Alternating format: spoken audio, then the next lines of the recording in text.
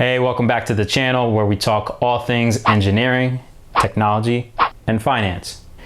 Before getting into today's content, make sure you hit the like button below and don't forget to subscribe to the channel so that way you're up to date on all the latest content that we post to our channel.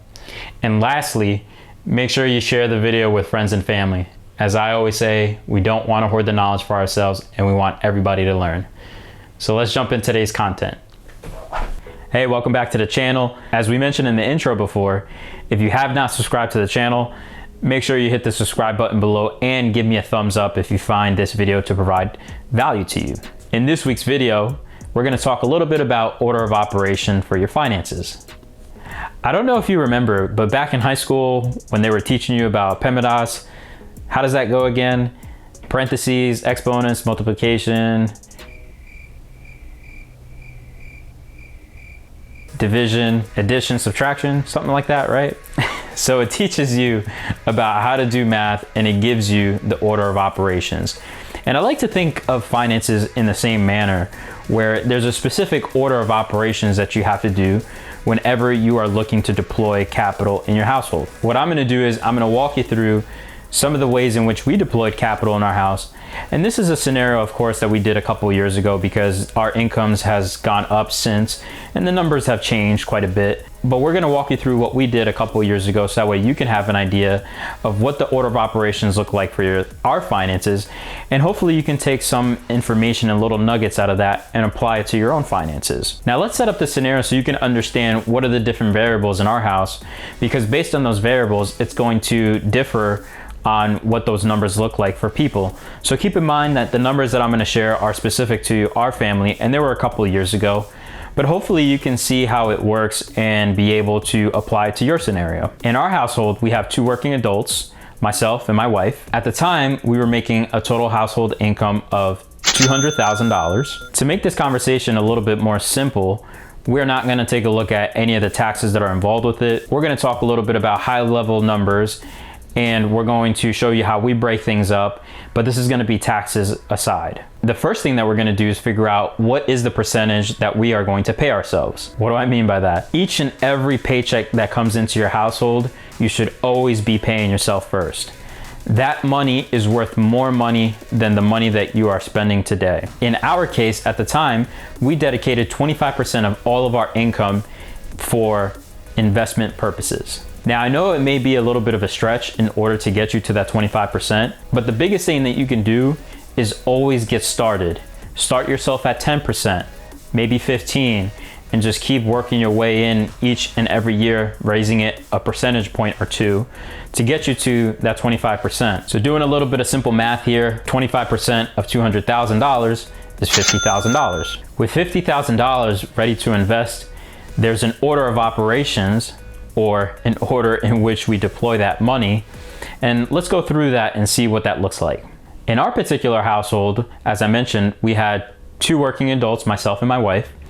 And because we were both working at companies respectively, and both of those companies offer a 401k, specifically with a match, the first thing you want to do is invest the minimum amount that you need in order to get the match. In our case, in order to get the match at both companies, we had to invest 8% each apiece in order to get 4% each apiece in matching.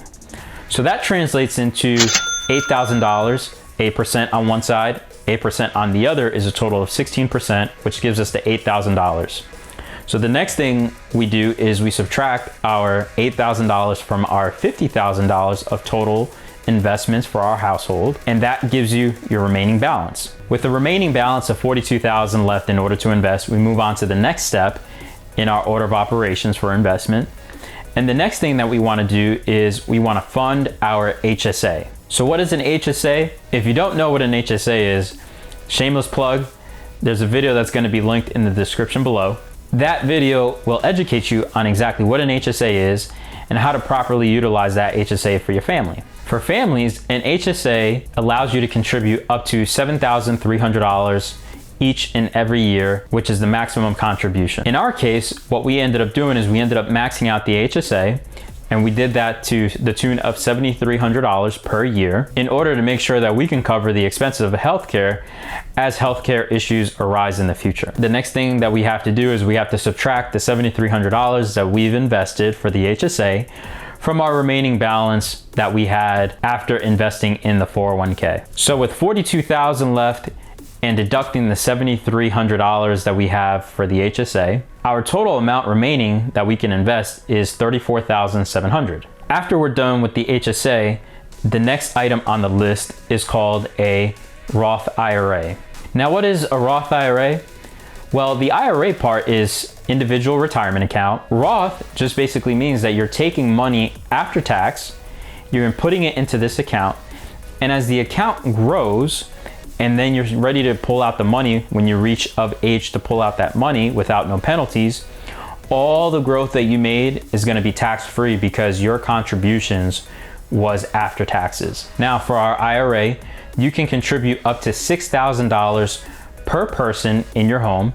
So for example, in our case, I contributed $6,000, my wife contributes $6,000, that's a total of $12,000. There are catch-up contributions that you can do as well, but we're not going to touch on that since we're not of age in order to take advantage of the catch-up contributions. Now, the other thing to note is if you have an adjusted gross income of, at the time, $208,000, you're not able to contribute to a Roth IRA. You can do traditional, but you can't do a Roth. So just a big note, make sure you're watching out for what your adjusted gross income is because you want to make sure that you're able to put in money into this Roth IRA. And if you are over the limits, make sure you look into different ways in which you can still take advantage of a Roth IRA. So going back to our case, we were making $200,000 at the time. We have a total of $12,000 that we're going to put into the account. So we maxed out the Roth IRAs in both cases. If we're keeping track of the math, we had $34,700 remaining and we invested $12,000 of that. That left us an amount of $22,700 remaining in order to invest. With $22,700 left to invest, the next item on the list is if you have any children, and at the time we had one child, you want to make sure that you're preparing for their future. And in our case, we invested money into a 529. Shameless plug, again, if you don't know what a 529 is, or an educational savings account, there's gonna be a link in the description below, and there's a video that I did that will educate you on what a 529 is, how to properly utilize that, because we wanna make sure that we completely end the student loan crisis that we have, and the only way to tackle and end that crisis is if we inform people with the information that they need to make sure that their children are prepared with the necessary resources that they need when they get to that point to go to college. So after doing the calculations and realizing what our daughter needed for college, we were investing $5,000 into her 529 per year. Now with $22,700 left, we're gonna deduct our $5,000. Now that leaves us with a total of $17,700 left. Now what do we do with that money that's left over? Now that we have our Roth IRA maxed out, our HSA is maxed out, our college is taken care of, the one thing that we can do is we can go back to our 401k because our 401k was nowhere near maxing out, and we can take all the money that's left over and we can apply it back to the remaining amount into the 401k. Now keep in mind, a couple of years ago, contribution limits for the 401k was $19,500. So $19,500 a piece because it was mom, dad working, right? And we both have our 401k. That's $39,000. So we're gonna take the $17,700 and we're gonna max out the 401k as much as we can, or utilize all of that money. And we're gonna break it up between the two accounts. 401k for mom, 401k for dad. That gives us a total of $25,700 in 401ks. With $25,700 invested total for the 401ks, and at the time, you can do $19,500 a piece. Remember, you still have an additional $13,300 that you can invest until you max out the 401k. So there you have it, folks. Total of $50,000, and it's 25% of our household income, which was of course a couple of years ago. But that is how you go through the order of operations for investing. Now remember, to recap, you wanna make sure you do 401ks up to the match. Next thing on the list is you wanna make sure you do the HSA, because remember, we're gonna have health problems in the future. It's inevitable. So you want to make sure you take care of that. Then you move on to the IRAs. And then the next one after that is you want to make sure 529s or college savings is taken care of, because we don't want to contribute to the student loan crisis. It's not good to be another statistic of that. And then after all those things are done, meaning you have some leftover monies, then we go back to the 401k, make sure we bring it up into the maximum that we are allowed to do. And after all of that is done and you still have money left over, like we are today, you can then open up a brokerage account, and we'll save that topic for a separate video. There you have it for today's content.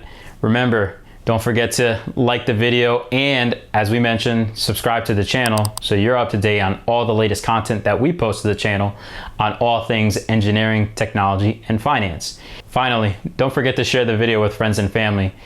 We always say this, we don't want to hoard the knowledge for ourselves. We want everybody to learn.